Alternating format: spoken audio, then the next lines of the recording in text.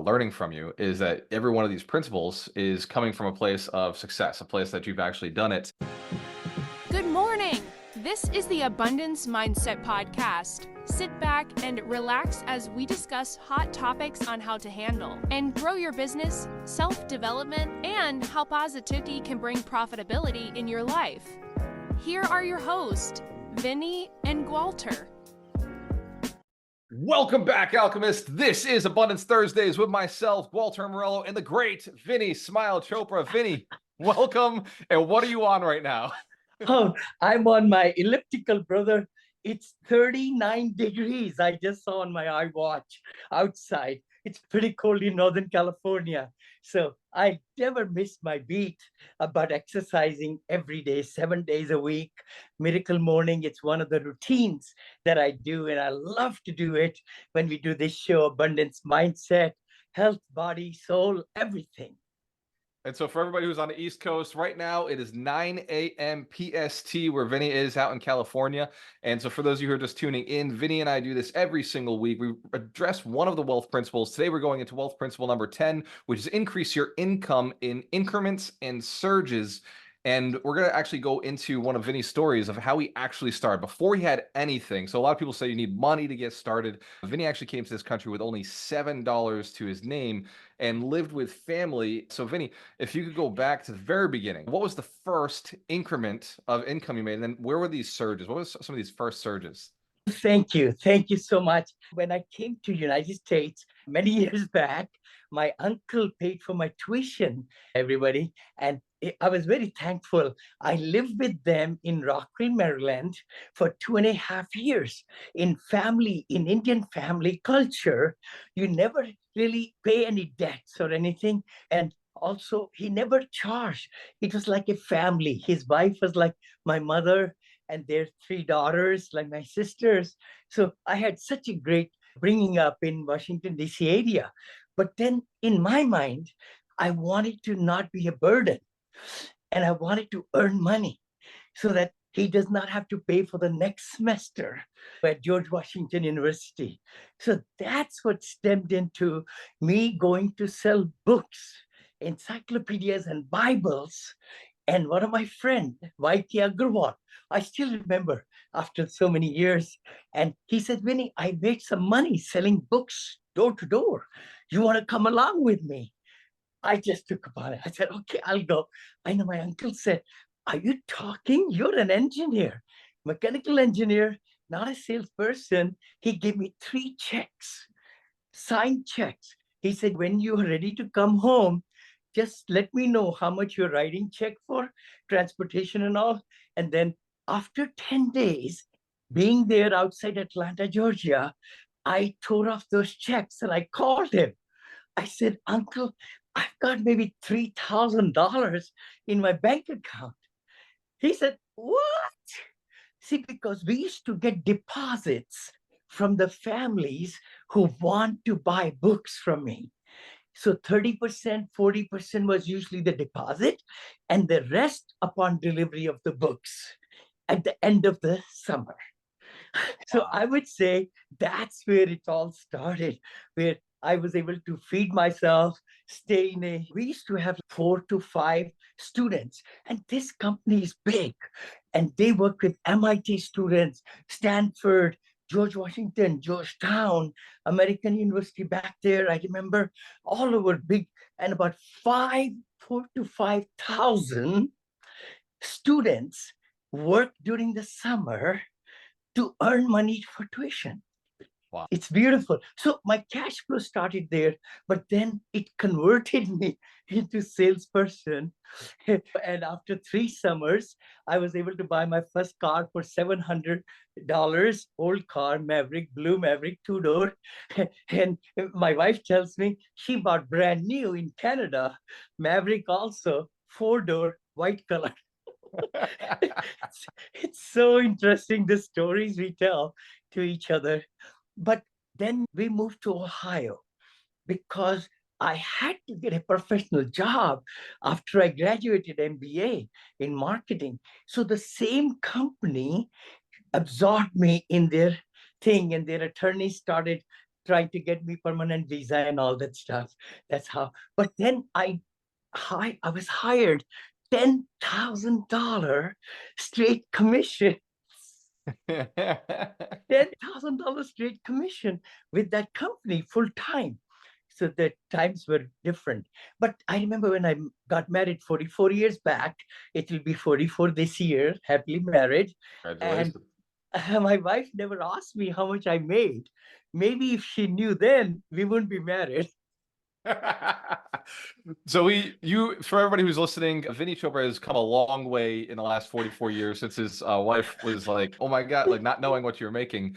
So now you have $1.6 billion. You peaked at $1.6 billion of real estate that you were managing, that you raised $300 million of funds from family and investors.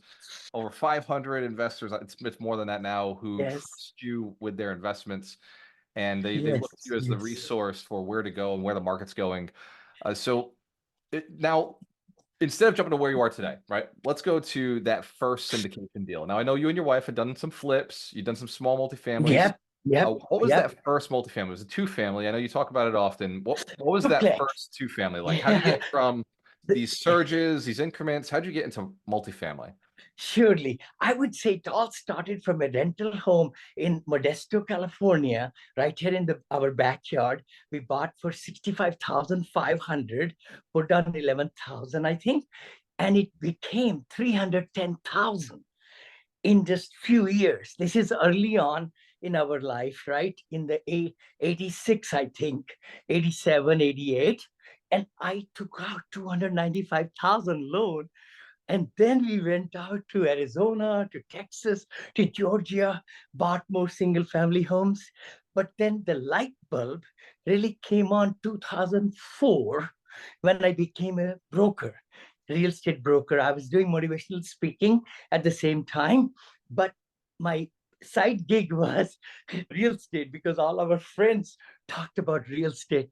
I said, I want to get better at it. I want to get better at it. And then I looked into, okay, I'm a broker. I don't want to sell or buy. We were going to open a company, actually, my wife and I, but then we just let it go. Everything was ready. We were ready to sign a lease for a building to have our office. Then I told Kanchan, my wife, let's not do it. We threw away, I don't know, 10,000, 15,000. We said, we're going to scale up big in commercial business. So that's when the whole journey started. And then I started learning from my mentor, David Lindahl, who is a great guy from Boston. And he taught, and his people taught me and my partner how to underwrite, what to look for. And Odessa, Texas, where we own our duplex right now, I think we paid 93,000 purchase price. And I remember the banker knew me by that time a little bit because we were talking to him about commercial loan. Saturday morning, I called him on his cell phone, local bank there, right? I said, hey, I'm buying this. Would you give me a loan on Monday morning? He says, yes, I will. Wow. Those So stories come alive, when you start thinking. we've come quite a bit here, from the point where you're selling books. You get your first $3,000 couple of weeks, or your first $3,000 month. Then you shift. They gave you a $10,000 a year. It was like what you were making. Your wife didn't know. You somehow convinced her to marry you, and then you start, a few years later, you start investing in real estate. At some point, you brought a mentor in. I remember the story. You paid over $100,000, not just for you to get coached. You were really Yes, smart. You actually paid for your partner to get coached. So you were both on yes. the same mind. It was multiple partners, right? It wasn't just one. Was it two? Multiple. No, there were five of us, I think, four or five, because it was 25,000 a piece or 20,000 a piece, something like that. Yeah. So you brought five. There was five of you who took the same course. I'm sure you all split that fee. Was that split between everybody? No, we paid for it. My You paid for partner, that. GP, and I paid for the whole thing. And we didn't have the money. Our family didn't want us to put money. This is 2006 or 7, somewhere there. And we just said, okay, we'll borrow the money. So we borrowed $100,000. I remember, from a very good person. And he was also involved in our trainings and everything. He says, hey, I believe in you, and so forth. And one time we had almost 390,000 loans. I remember in my previous company, and we paid it all off in 3 years. But that money, the seed money, got us so much experience, so much self, what's the word? Confidence in Self-confidence. purchasing. Yeah, in purchasing, underwriting, and not stepping on the mines, I call it. Because if you step on one mine, you can blow it up. You're done. Totally You done. you just said something that I heard in the mastermind last week. You run your mastermind, you have your mentorship, and we run our mastermind. And in it, Mhm. a person multiple times I was asking, hey, what has stopped you in the past? What do you need to buy real estate this year? What is it you Yeah. need? And self-confidence, or it was not self-confidence, it was Yes. understanding, right? Knowing. And one of them was a lack of experience. I didn't have a lack of experience. And I told him, I was like, look, the only way to get experience is you got to go do something. So we're going to have to just Totally. get it. But that Totally. confidence came from having a course. And would you say that having the partners with you helped? Because you Oh, didn't do this yeah. alone. Like you brought other people in. Totally, totally. I would say commercial investing, single family, you can make a decision, husband, wife, significant other. It's a small deal. But when you talk about 10 units, 20 units, 30 units, 100 units, and now 7,500 units or whatever, the thing is, you want to be comfortable with the numbers, with the underwriting, we call it, and the area where you're buying, because you're collecting money from your investor friends.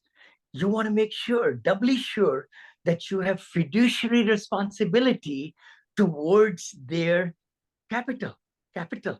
And then also the growth of the capital. What they gave you money, then you need to put a good, solid business plan together and everything. So you're right. By having a coach every week, it helped us so much. Accountability, making sure, and we were paying good money. I think it was at that time, my gosh, 2007, 8, 9, I think it was $500 an hour. I think, if I'm not mistaken, at that time, that was the best money ever we spent. And it was not an expense, it was an investment, which taught us the real deals, how to look at deals, how to talk to brokers, how to analyze. And he was able to ask us so many pertinent questions and give us the templates to work on. See, that's the beauty of it. If you get a good mentor or a coach, just like in my academy, I open up as an open book, totally open book. All the students, whatever they want, I have it because I've done it for 16 years. Actually, Vinny, you're gonna like how we're using your academy right now. So we have it. Yeah. Everybody who jumped into the mastermind gets access to the academy, and they're coming through. And like what we're actually doing is our mastermind's a full year. So what we're doing is we're saying everybody who is in it, there's 14 modules, but you have to get through the first two modules because the first two modules are mindset, they're firm foundation. You have to get through those in month one, and later on we're gonna combine one of the other modules. But it's every month you get the whole module, and it's let's just run through it. And that Love it. yesterday, it's every Monday. And on Monday, one of the guys who's brand new, he said, "Can I watch all the videos? Can I go through the whole thing before everybody?" I was like, "Yeah, bro, go through the whole thing. Go through it Yeah. all." Totally. Really set your mind up. What's Good. included in that?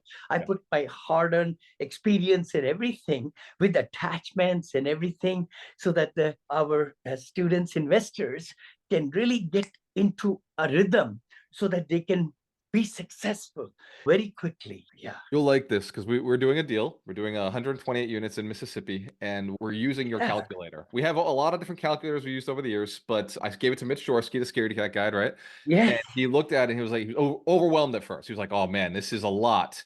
I was like, "Don't worry about it. Just use these three tabs. These are the ones we're going to work with." And Yes. now we're using that one all the time, and Ah. it's a lot easier because like stuff you've thought of is like there already, so we can just later on when we need it, it's all sitting there. Ah. And I did what you said, saved as this property, saved Totally. as this property. So now it's just Totally. spreadsheets. But anyway, I digress. I want to get back to the rest of where you are today. The first part of this was your first increments were that $3,000 from sales you were selling. And then later on, huge, this is a surge, right? Refinancing $290,000 changed the game for you. That came Change the game for me. 4 years after starting investing, right? So like you bought the property, it was like 3 or 4 years later, the thing went up in tremendous value. And now Yeah. then you went out and you just went buck wild. You bought everything. From that point, where are you now today? What is a deal that you just brought full circle? Maybe one of the hotel deals. What was something you brought Yes, full circle? yes. You bought it and then sold it. I love it. I love it. I know I've been in multifamily, senior assisted living, and hospitality as some of. So essentially, the hotel one you're talking about is the Hilton Garden Inn in McAllen, Texas, out of anywhere. We bought it, my partners and I, we bought it in auction from BlackRock Group. What? From such a big group. They have so many properties. Somehow this was not being handled right or whatever. We Vinny, found you're grave dancing. You're grave dancing over BlackRock. That is just amazing. I love it. with the grace of God, we paid cash, my partners and I, $6 million. We bought it, 114 keys. I think it's 104 or 14 keys. But the best thing is, you're not going to believe it. Best is it became worse, then it got better. We bought it on December 31st, 2019. And guess what happened? In 2020, COVID comes 3, 4 months later, and our occupancy goes from 87% to 22%. Wow. Holy moly. I said, oh no, what did we get? What did we get? But we are very big managers of the managing company because we don't have any, we had very little experience in managing hotels. So Right. the lender, we were going to get, it's a SBA loan actually. They need to have a certified Hilton operating or managing member in that so that they can make sure that we don't bring it to the ground and all that. So what happened was we went out to the doctors and hospitals over there in McAllen, and we presented. Our leasing people were so animated, so excited that we gave them that idea. Then they chose our hotel to live in, no other tourists. And they were just the nurses and doctors, and they'll come from hospital, come to our hotel whole week, then maybe go home over the weekend or whatever. But our occupancy went way up. Wow. Hold on. Okay. So 20, you 21. you in the middle of COVID bought a hotel right at the beginning. Bought a hotel. Occupancy went from 80% to 20%. Nope, you're not making any money anymore, and you came up with this plan to go mid-term rental, not short-term rentals, but like mid-term rentals where people are now living in the hotel like an apartment. Yes, That is insane. So many hotels got destroyed during COVID. You actually found a way to bring back the cash flow. And yes. that came from self-managing and building relationships with people who had nurses and doctors who would be traveling. Wow. Totally, totally, totally. Okay. And our NOI doubled. Oh my God. This is 2021, 22. We sold it. In 2022, literally after 2 years or so, we sold it at $12 million. You bought it for 6, sold it for 12. You went through COVID. You went all the way through COVID. You cash flowed all the way through COVID. And then you sold it for a $6 million profit for you and your investors. What did you do with that profit? Did you pay Oh, everybody out or did you roll into no, it? no, that's a pretty hefty tax bill. So we always like to do two strategies. One is 1031 to take your profit and buy something bigger, just like it is. So we took that same thing from the $6 million profit. We took 5,335,000, bought a Wyndham Garden, 167 keys, I think, and cash the rest out to our partners. So 1 million something we distributed, and then the rest now we own with the profits this Wyndham Garden Hotel. So you paid out your investors. You did a partial 1031 exchange. You paid out your investors. You rolled the rest of the money with just you and My GPs. your So we GPs have stayed in no the game. investors in it. No Right. investors in it. Wow. The LPs Isn't win it? because they're getting their money back and Yeah. they've grown the whole time. And the GPs win because now they own assets without the work of the LPs underneath. Sure. Actually, yeah. No, that's so true. So true. The good part is hospitality has come back. This is 2024. Yeah. And the ADRs, average daily rates, around the tourist spots have skyrocketed 200%, 300%. Occupancies have gone from 55% to 75 to 85%. So my fourth book, I've already started to write, is Investing Made Easy in Oh, I love it. Hospitality. Investing Made Easy for if you want to buy, build, or you want to just cash flow and look at how to underwrite, all those things. So that's very, very exciting. Yeah. Very cool, And, brother. This and has can I been, say something, yeah, if I may? Sorry to interrupt. yeah. Uh, all it stems from my knowledge of multifamily. See, because multifamily is what it's all about, really. Look at that.